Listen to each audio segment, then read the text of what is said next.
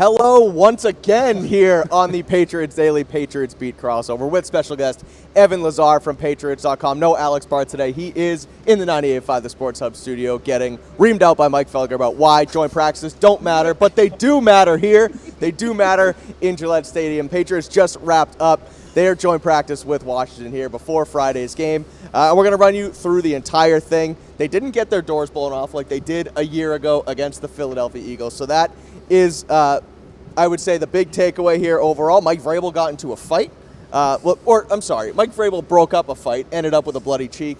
That was another highlight here. And we'll go into attendance before I get your biggest takeaway on everything. Christian Gonzalez, Stephon Diggs, Kayvon Chason, Jelani Tavai, Sidney So, Caden Wallace, and Kendrick Bourne all absent. Diggs does return, participate in a couple drills, and Morgan Moses and Carlton Davis do not participate throughout most competitive periods of the practice. So we will start with our guest, Evan Lazar, in a definitely a promising day for the Patriots overall. What was your main takeaway from Wednesday's practice? I would say it was the offensive line and the fact that it did not look like the train wreck that we saw here last year against the Philadelphia Eagles. Now, that being said, that's not the bar. The bar isn't just to be better than that was, and this isn't the Eagles front that Washington's bringing in here either, but I just thought they showed well today. I thought they held their own in pass protection. Will Campbell, I didn't really see any noticeable losses. I think there was one pressure I jotted down in team drills, but it wasn't like there was a ton of pressure coming from the left side. It's good to see him, Jared Wilson, who I continue to just be really impressed by in one-on-ones and other drills, just stand out. And I think this offensive line is starting to come together a little bit. Some concerns there with Morgan Moses, maybe Garrett Bradbury at center, but the rookies are playing well. Onwenu looks at home again at right guard. So overall, a positive day. Brian, what have you got? I thought Drake Maye looked really freaking good today, man. And only a couple balls hit the ground, and a lot of those were drops, right? But you saw the Douglas connection, which we've seen that chemistry really growing, and that been working really well this whole summer. Mac Hollins, who this was really the only second time he's worked with him in live drills, in live teamwork this offseason because he missed the sprain, and he said they were former Tar Heels, so they have that connection. But a couple nice downfield completions to him. They had one in a hole shot down the right sideline. Moving into the red area, a couple nice touchdowns, one to Kayshon Boutte. Hunter Henry got his tight ends involved. Moving off platform, on the run, outside of the pocket a couple times. I thought it was a really good day for Drake. It did end, unfortunately, with an interception, right? Tip ball down there to end his 45-second drill. But overall, I thought he was really sharp today. I want to go with Douglas and Kayshon Boutte. Like, those guys are really coming into their own and seem like they have some legit chemistry with Drake Maye. Douglas looked unguardable. The only real miscue that he had today was a drop where he got wide open on an outbreaking route, but he got hit on shallow crossers, one that was kind of behind him.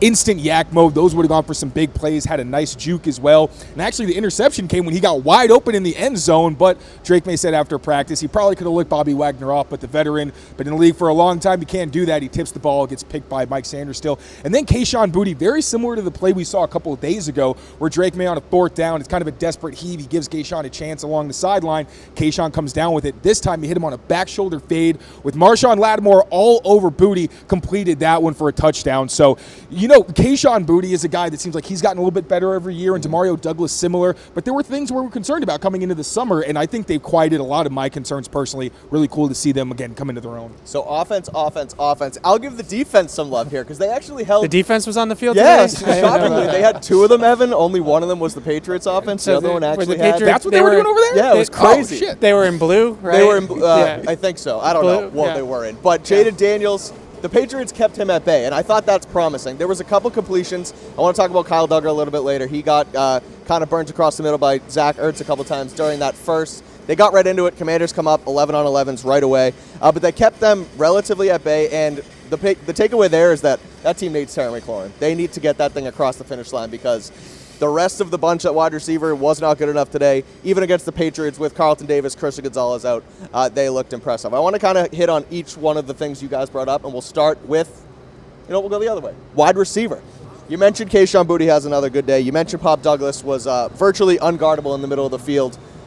It's been an up and down sort of last couple seasons for this wide receiver room for the Patriots. So, Taylor, how much better do they look this year? And I guess we can go rapid fire as far as Who do you think makes the team at this point forward, and how do you see the Patriots wide receiver room working out for the rest of the season? I'll say the biggest thing is they just feel deeper. Like, you've got your reliable veterans, and Matt Collins was a bit inconsistent. He had a couple drops today, but also made some plays as well. Stephon Diggs, it was kind of a weird day today. He wasn't here most of practice and came a little bit later, participated in 7-on-7s, what is you call like multiple passes from Drake Maye. I wasn't watching that period. Got a couple targets from Drake Maye as well. So you just have the veterans where the young guys don't need to necessarily see the field, but you're still seeing flashes from Javon Baker, who had a slant touchdown.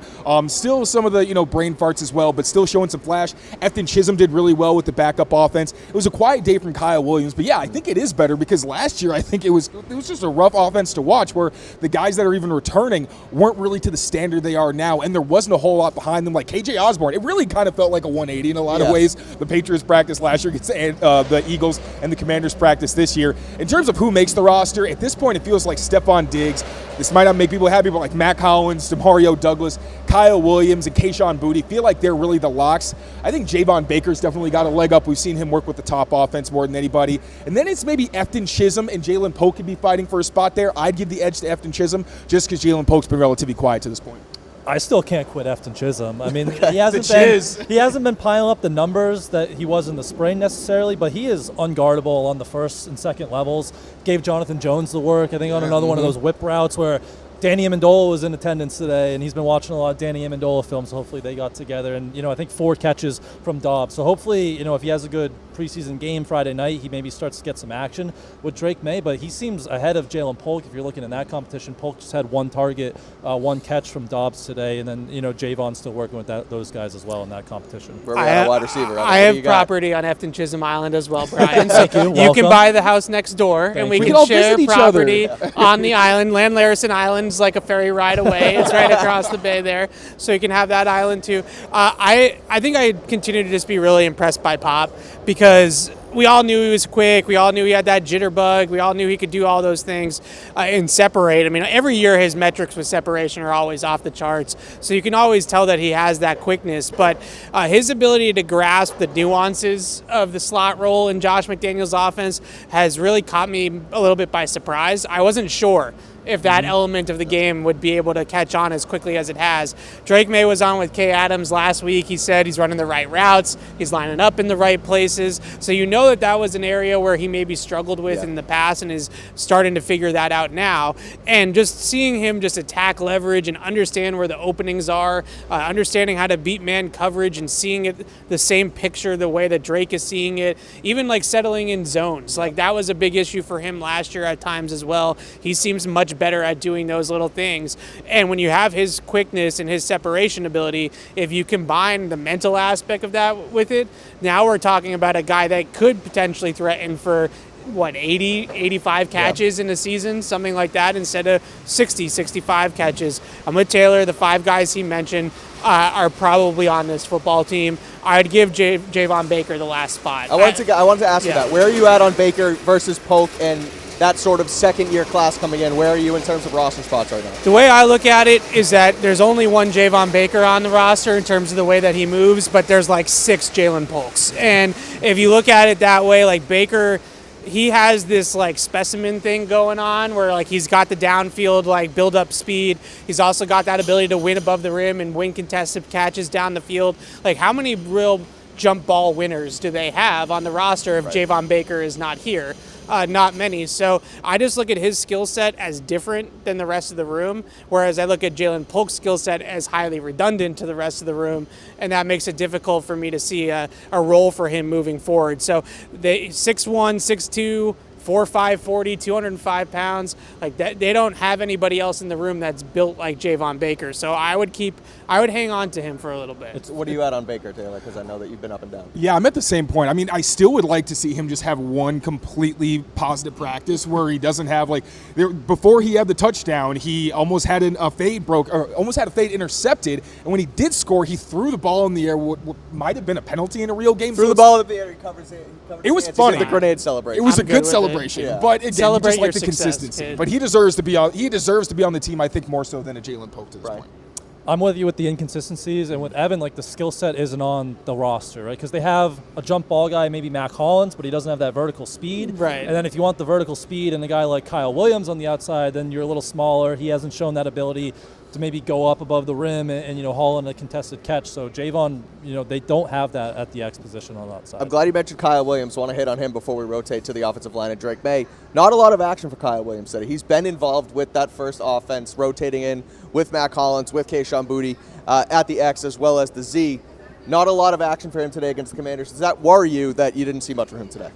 It doesn't really worry me. Going back to what I said, like, the young guys don't have to play this year, which is something we haven't really been able to say, where typically it's been, all right, if they're going to surprise, one of these young guys has to step up and do something. But now, like, when you look at it, they're already rotating with the veterans, where if they do have 3 receivers and they kind of lived in 11 personnel, which makes me start to feel like they could carry more receivers than we might anticipate. But, like, with Mac, Diggs, Pop, and Boutte, those are really your top 4 guys. You can just fit Matt Collins in there wherever you want. But it doesn't really discourage me because Kyle Williams was running with the 2s, and that's with Efton Chisholm, and that's where you expect, considering, again, the depth they have above him. And he still worked in, like, sometimes with Drake in that top unit, so he's getting those looks. But Sure. again, you don't need to rely on him, which I think is a positive for a rookie year.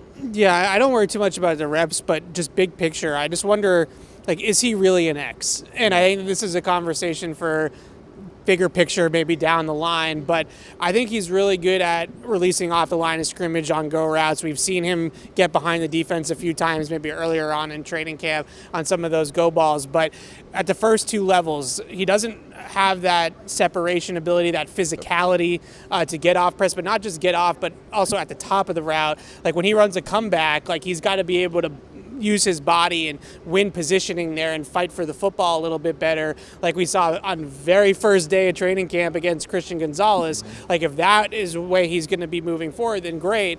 But if not, like, I just wonder, especially in this McDaniels offense, if he plays the flanker and they can motion him into things, stacks, free releases off the line of scrimmage, and just let him run and use his speed, that might be a better role for him in the long term than asking him to beat backside coverage as an X receiver on a consistent basis. And to that point, when it comes to the route running, it feels like whenever he has to run an intermediate route, he's kind of wearing coverage. Like, we've seen Alex Austin get a couple breakups on him when he's running comebacks or out routes. I wonder if it's tempoing.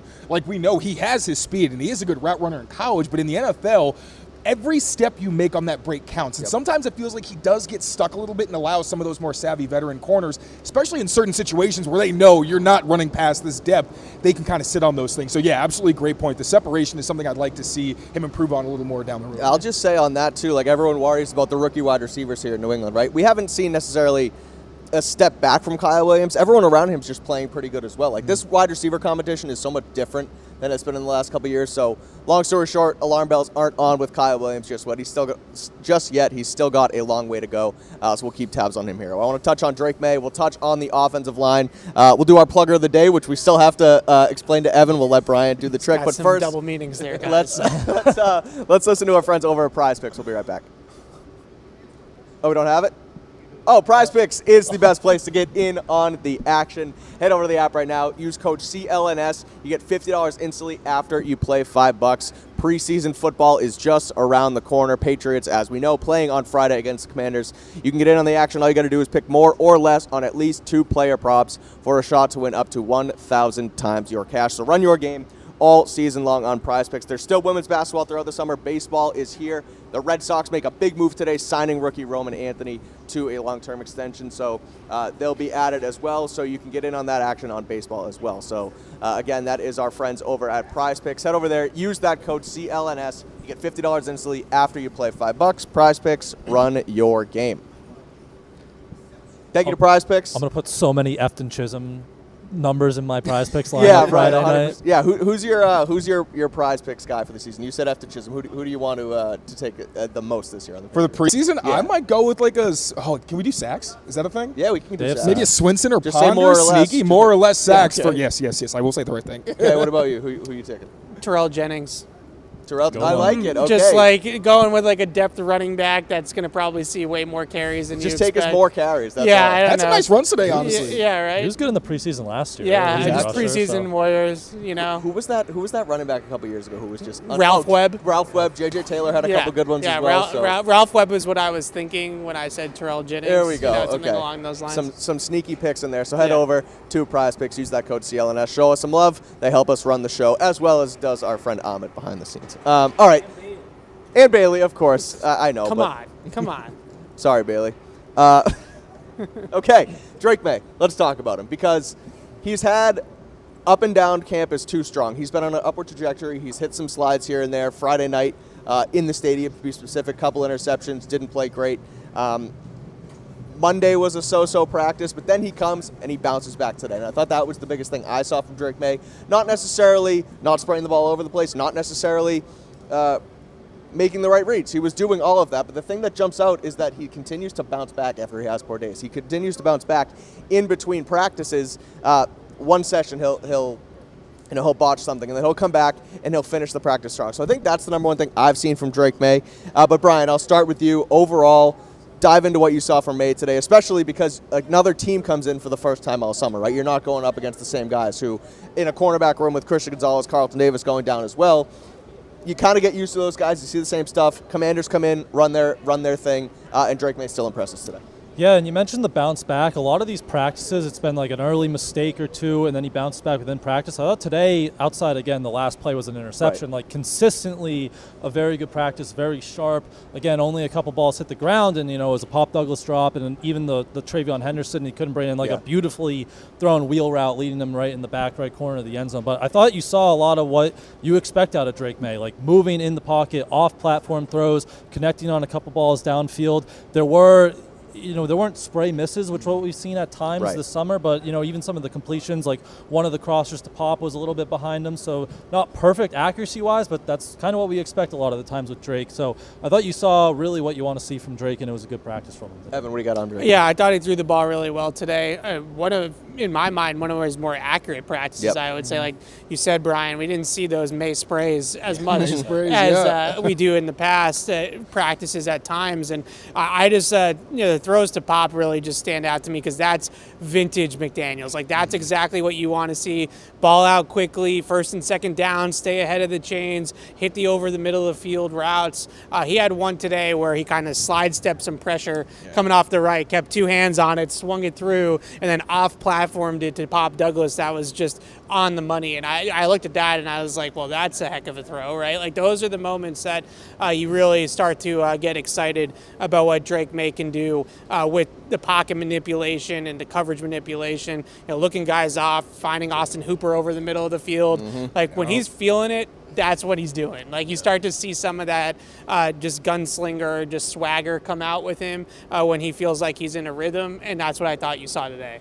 And that Hooper throw was wide. I don't give him too much flack for the interception because, again, that was where you kind of got to look him off. But earlier on the Hooper completion, he looked off coverage, and Hooper got wide open, just kind of snuck behind the defense. Another thing I'll add, I thought he looked like a franchise quarterback today, like truly. And there's been times where, not that he doesn't necessarily look like that, but the spray misses, you kind of want to see those wind in, and this is one day. I'm not necessarily saying that the problem is fixed, but one, the consistency was huge. And another thing that he mentioned after with the Bobby Wagner play, or actually I asked him about the fact that he hasn't really thrown into bad looks. I think there's been maybe 3 or 4 times this entire training camp where I was like, ooh, probably shouldn't have done that. But even then, it feels more like a learning moment than him just not knowing what he's looking at. And he mentioned how Josh McDaniels' offense is built to avoid those kinds of throws because he's able to see the defense is looking. If he doesn't like it, is able to change the play. That's a level of freedom he might not have had quite as much last year. And we knew coming into this Josh McDaniels system, there's a lot more freedom for the quarterback to make sure you're in the best play possible. And the fact that it seemed like he did that consistently, kept his eyes downfield. There was one throw that he hit Hooper where you could tell,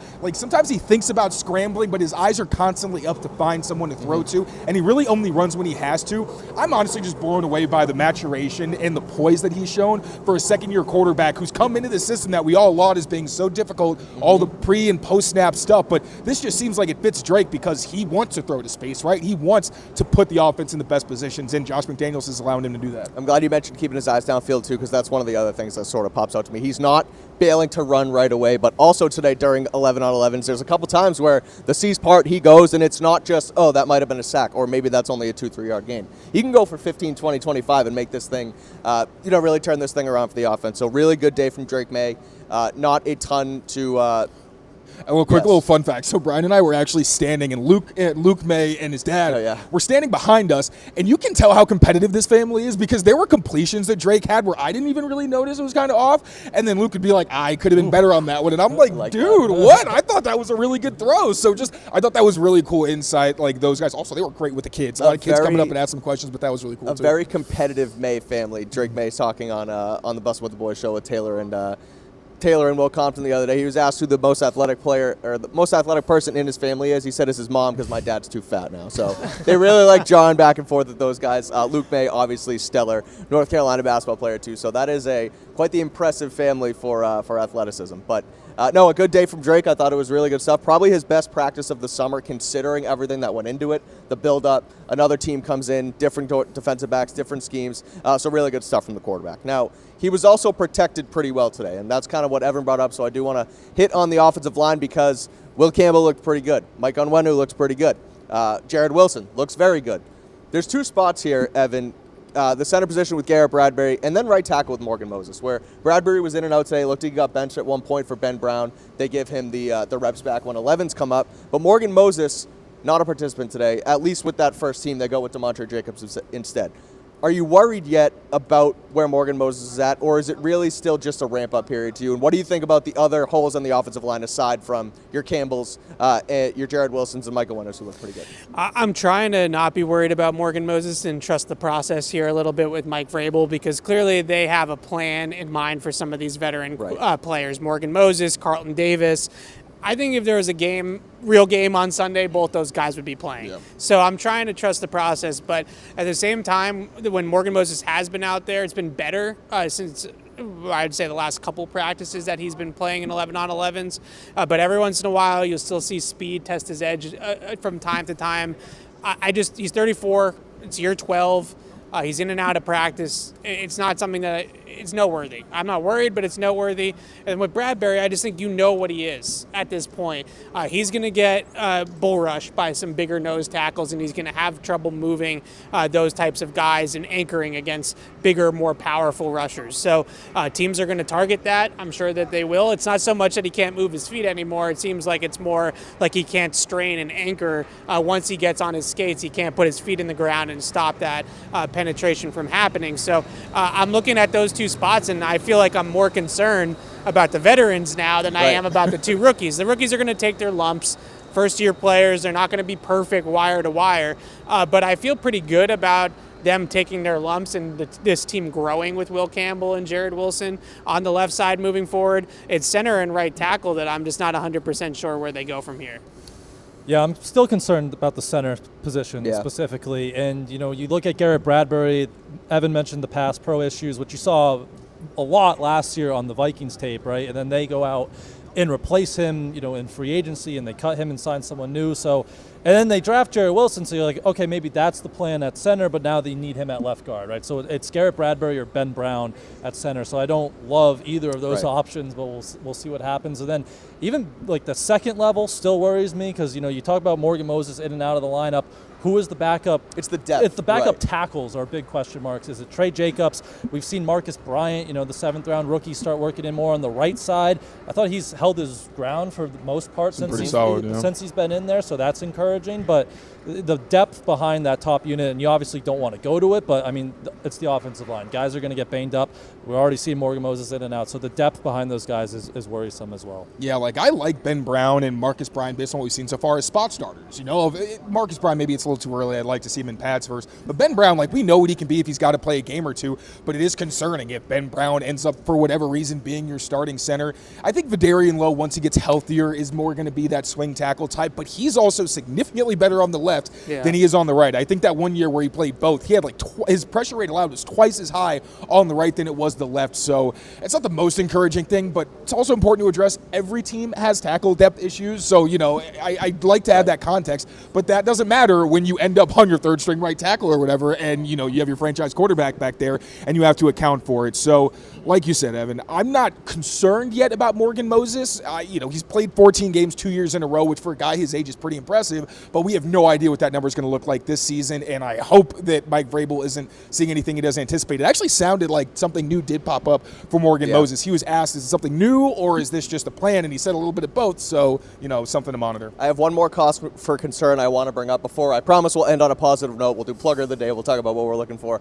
on Friday night against Washington, but it's Kyle Duggar and it's the safety room, because we talked about, or I mentioned that wide receiver room for Washington doesn't look great, and the Patriots held their own even with their banged up secondary, but Jaden Daniels was fine at Zach Ertz all day across the field, down the middle, and Kyle Duggar looked lost in pass coverage again. So they also went with Craig Woodson a little bit in that rotation as well. So are we officially worried about Kyle Duggar, who CLNS Media Network's Greg Bedard listed him as a trade candidate earlier this week, someone who could potentially even find themselves off the roster. So where are you at with Kyle Duggar, and how concerned are you about the back end of this Patriots secondary right now?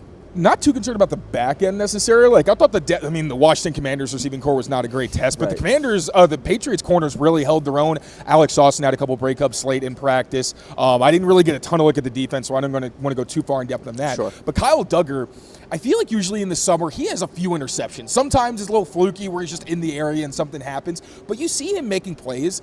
He's been pretty quiet this summer, and I feel like the only times I do notice him are when he's giving up catches. And we know he had the ankle injury. He's a little bit older now. I just worry how much of his explosiveness and his movement ability has been lost, because this has been, I think, the least impressive summer that I've seen him. And Craig Woodson is a good player, but still, you don't want a rookie to be starting over Kyle Duggar. You want Peppers and Duggar, and then you rotate Woodson or Jalen Hawkins as you see fit. So, yeah, I think it's safe to say that the way that Duggar's performed this summer is pretty discouraging. Panic button in the safety room, Brian? Not the safety room, but Duggar definitely some worry, because I think last year, as he said, like, you were hoping it was the ankle injury, and he dealt with an illness too at the end of the year, so you were hoping that's why he kind of looked always a step behind. But you're seeing that again out here on the practice field. You know, Zach Ertz giving him trouble. Hunter Henry had a catch over the middle on him yesterday. And you go back at a lot of these big plays, you know, that Drake to Pop Douglas out of the pocket, you know, big one downfield a couple weeks ago, like that was in Kyle Duggar's area too. So he's not making the splash plays that you saw early in the career, and he's given up a lot of catches, so there's definitely some concern there. Evan? Yeah, I just wonder if there's a world where it's not best to have Peppers and Duggar on the field together all the time. And maybe we're trending in that direction. And I think we all knew that their body types and their skill sets were pretty redundant to one another. And it's like you have two box safeties instead of like a true free and strong safety. And I do think they want to be interchangeable from a scheme perspective back there. But new coaching staff, new defensive system.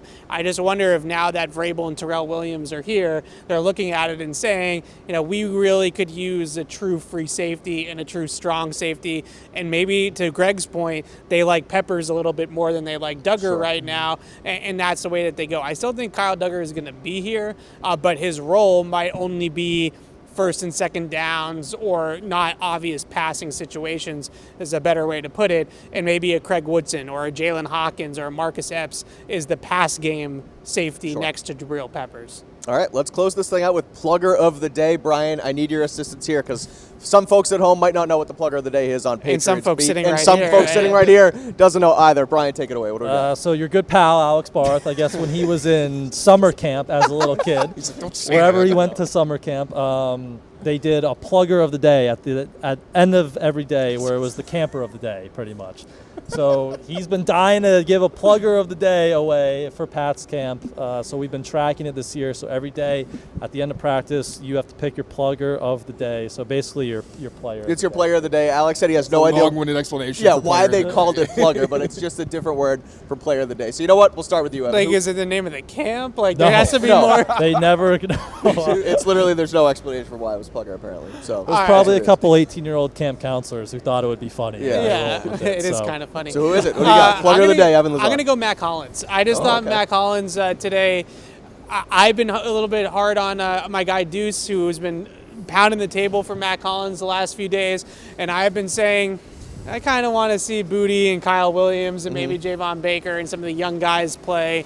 But Matt Collins today really impressed me. The whole shot Brian talked about, Drake Maye hit him on an out with some anticipation, and he ends practice with that fade from Joshua Dobbs for a touchdown in that 45-second drill. So I just thought overall Matt Collins had his best day of camp today, looked the part. And maybe I was a little harsh to say that I would rather the rookies play over him. Brian, who's your Plugger? Man, I was feeling give the defense some love, because, you know, the few times I did realize the defense was on the field, the defensive line and Christian Barmore were Pass tearing rush it was up. dominant, But yeah. I'm going to go Drake Maye. And we talked so much about his day, but I thought he was one of the best players, or the best player on the field today, spreading the ball around, moving well in the pocket. You saw that swagger that we talked about, so I'll go Drake today. I was thinking about Christian Barmore. I didn't watch a ton of the defense, but I looked over at one I point. don't think anybody did. Yeah. No, but I looked over and literally saw him just completely rip Nick Allegretti off the ground and toss him, and I heard just Barmore was really disruptive. But I'm giving it to Pop. Nice. The fact that he could not be covered, like, is Mike Sanders still, I think it's still to be determined what he is at the NFL, because he did have some struggles last year as well. But, like, Pop undressed him, and he was not covered at all today. The only mistake he made, again, was that drop, but he was wide open on it and could have scored the game or the series-ending touchdown for the starting offense if it hadn't been for a great play from Bobby Wagner. And just Demario Douglas looks like the wide receiver one. And while Drake has done a phenomenal job spreading it around, like we were saying, almost all of his highlight throws were to different people, but Demario Douglas has been so consistent, so I think he deserved it today. Continued. I'll throw a third wide receiver in the mix, Kayshon Boutte. He was targeted from Drake Maye a couple times here. He made a really nice catch on what looked to be a jump ball against Marshawn Lattimore. Boutte comes down with it with relative ease. I believe that a little bickering match between him and Marshawn Lattimore was the reason we saw the fight, which ended up with Mike Vrabel being bloodied. But no, I think Boutte was really solid. I think the wide receivers, for a room that we already talked about, has not been the best over the last couple of years, really showed up today. So good on Boutte and good on Demario Douglas and Mac Hollins as well. So if I remember correctly now, that means Mac Hollins, Drake Maye, and Pop Douglas join Kayvon Chason as 3-time pluggers of the day, and I think they're in the lead. So Mac Hollins he's only practiced 3 times. Because the first walkthrough he participated in, we had nothing else to do except give it to Mac Hollins. So he got 2 that day. Okay. So today was his 3rd. So it's heating up in the plugger of the day race. That makes some sense. All right, quick empty of the notebooks. Everything you saw today at practice, what stood out to you? We'll go reverse order here now. We'll start with Taylor. Anything more you wanted to mention from today's practice, but also what you're looking for on Friday from this team, because Commanders obviously coming in on Wednesday, have the preseason game on Friday as well. Won't be a ton of starters. Mike Vrabel mentioned they'll play a little bit, but what are you looking for in the game, and also what else did you see today at practice? Well, the first thing, if Travion Henderson had caught that wheel, he might have been my plugger of the day, because the fight that got Mike Vrabel's face cut was actually a play where he picked up a blitzer, I think it might have been Bobby Wagner, took him to the ground, and it was so physical that Mike Vrabel is the one who jumped in to try to break that up. Well, Campbell sees what's going on, tries to help, he dives in and ends up being the one who cuts Vrabel's face. I got to protect my rookies. Right. And apparently his head coach, and then it just started an entire scrum. So Travion Henderson being that type of pass protector, we all knew he was that kind of guy, but I didn't know it was going to be that kind of thing where he literally starts a scrum just from being like, you are not touching my quarterback. So I thought that was pretty fun. And for what I'm looking for on Friday, it sounds like Drake Maye's going to play, because Mike Vrabel said to expect anybody who's healthy is probably going to play. Not 100%. But if he does, the Commanders, it didn't sound like their starters necessarily going to play, because Jaden Daniels, I know Dan Quinn said he's going to play a lot. It kind of sounded like that means the starters might not get as much time. If Drake Maye and the starting offense are going up against the Commanders' backups, I want to see them walk down the field, score a convincing touchdown. That's the only drive we don't see them for the rest of the night. To wrap up today, just the defensive line, give them more shout out. Christian Barmore was dominant, Milton Williams in one-on-ones. And one of the bigger surprises for me, Kairos Tonga this whole summer has been really good. He's got a good bull rush. Exactly. As a pass rusher, too, when they sign him, you figure, okay, he's going to be that rotational kind of run stuffer, right? But the bull rush has been really impressive in one-on-ones, and even in team drills. I think he had another pressure today. So he's been impressive. As for Friday night, those 3 wide receivers, Javon Baker, Jalen Polk, Efton Chisholm. They're going to play a ton, I imagine, right? Is there one spot up for grabs between those 3? So watch those guys in live action. That will have my attention. Yeah, Tonga's really caught me by surprise with the bull rush. And he's really put some guys on skates. That guy is freaking strong. Like, you can just see how strong he is and how hard he is to acre against. Can I talk about the Commanders, though, for a second? Course. Because that's a NFC runner-up. I keep on trying to figure out how to phrase that. NFC Championship game appearance. They hung the banner for that last year, and I was a little underwhelmed. By their roster talent today. I thought that their roster talent, even though the Patriots would punch back and be competitive and all those good buzzwords, I really thought the Commanders team would just look a lot better talent-wise across the board. Without Scary Terry out there, it's scary. It's scary. Different reasons. Their wide receiver room really doesn't scare you at all. Like, Zach Ertz is kind of like a Hunter Henry type steady Eddie, but he's not explosive at this point of his career. Debo's, whatever. What Debo's going on is James Harden era. And so you have all these different guys that you're just a little worried about if you're Washington. And I thought Drake Maye really kind of picked apart their defense too. So if I'm a Commanders fan coming out of this practice, I'm capital C concerned. This is Jaden Daniels and what? right now in Washington. So I'd be a little bit worried about that. And what I'm looking forward to Friday night, I've been waiting since the day they drafted him to get some tape on Will Campbell in the NFL. It's hard out here during practice to really see what's going on with the offensive and defensive lines when things are flying and you're looking through bodies and you can't really go back and review what exactly is happening on tape. So seeing tape of Campbell, seeing tape of Jared Wilson, and actually being able to sink our teeth into their sets and their hand placement and their feet and all the good stuff, that's going to be really fun. That'll be my Saturday. Preseason film review? Film review. That'll be my Saturday. I'll try to keep it PG in my apartment if it's a good film for Will Campbell, but I'm looking forward to it. Love it. Brian, I'll call on you as we get out of here for a special teams update in the kicker competition. I know both those guys went at it. What did we We see? had our Barth here. We had our today. first missed field goal, and I think it was 6 practices, and it was Parker Romo missed wide left.